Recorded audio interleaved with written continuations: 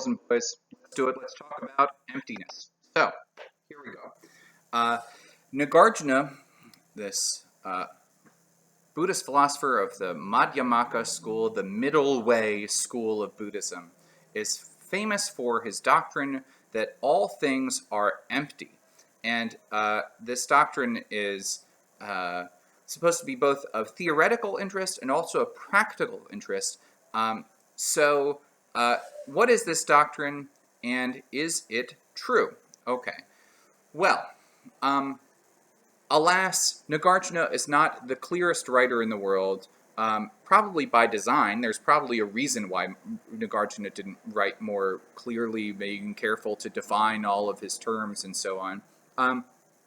But given the way that he wrote, it is up to the reader to interpret what that meant, which isn't necessarily to say that all interpretations are correct or intended or anything like that, but that it takes some work to turn Nagarjuna's writing into a clear doctrine. So Adamson and Ganeri, in their chapter on Nagarjuna, describe or lay out their view of what this doctrine of the emptiness of all things means. And they think that it has to do with causal dependence. So to say that something is empty means that it's causally dependent on other things. And to say that everything is empty means that everything is causally dependent on other things.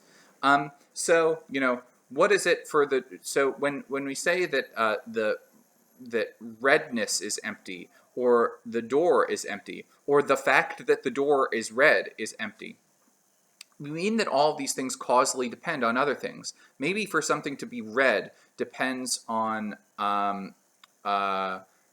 for example, how viewers perceive it. Or for something to be red, redness depends on, or rather, redness itself depends on various red things that it adheres in. Redness depends on apples and fire trucks and so on.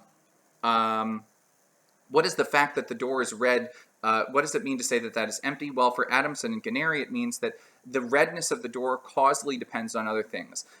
So the door wouldn't be red if, I don't know, if it didn't, wasn't perceived in a certain way by the people around it, if it weren't allowed to sort of continue to exist because, it's the right ambient temperature in the room so that the red door doesn't just melt or disappear or whatever, or burn up or change color or something like that. So, everything is causally dependent on everything else. That is what emptiness amounts to for Adamson and Ganeri. I wonder whether they really mean this. That is to say that it's not exactly a surprising or a controversial view that at least in the material world, when we're talking about physical objects at least, rather than numbers or other abstract objects or something like that, that things are causally dependent on one another, right? That it's not there's the butterfly effect. The butterfly flaps its wings halfway across the world and blah, blah, blah. You know the story. It's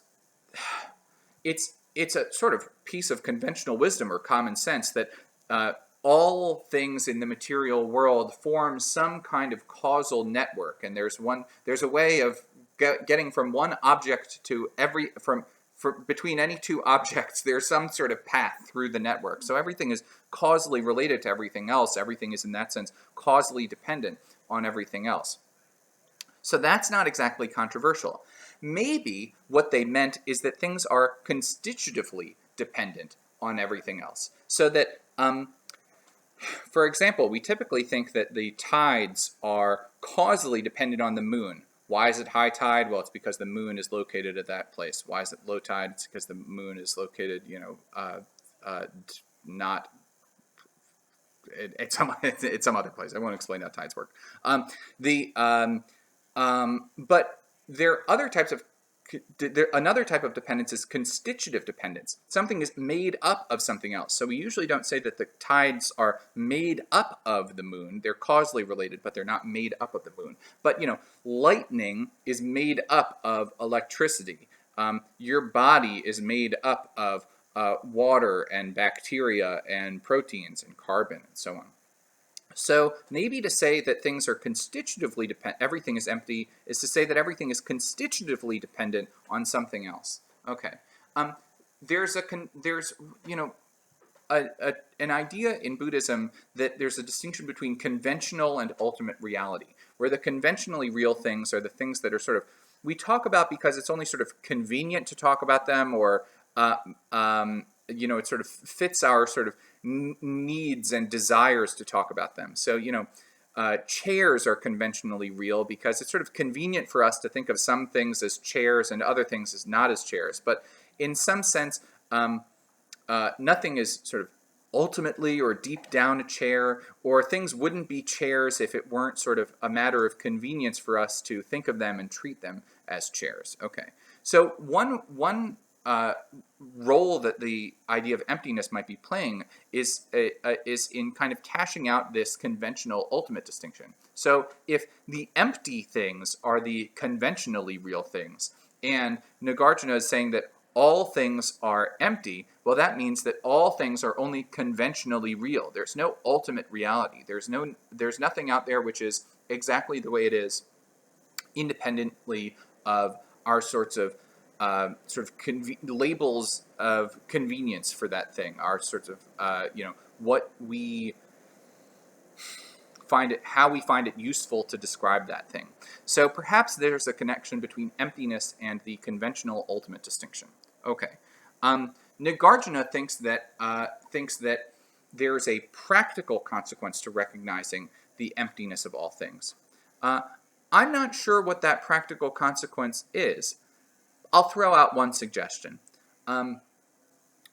Often we think of ourselves, for example, as sort of individual objects that we sort of have to take special care for because we have a very intimate relationship with them. After all, we are them. But if ourselves are empty, and that involves some kind of causal or constitutive dependence that ourselves have on other things, or if ourselves are only conventionally real and rather than ultimately real, maybe what this will lead us to do is sort of say, well, if we care about ourselves, and ourselves are dependent on or constituted by other things, well, then we also have to care about those other things. So there might be a way in which understanding the emptiness of all things makes us less selfish, makes us more attuned to the relationships between ourselves and other things, makes us care more about other things the way that we typically or are predisposed to care about ourselves. I don't know. You tell me. When you read Nagarjuna, does this seem like an appropriate interpretation? Does this seem like the practical upshot of emptiness that Nagarjuna is trying to get you to recognize? I'm not sure, but I'll leave that one to you.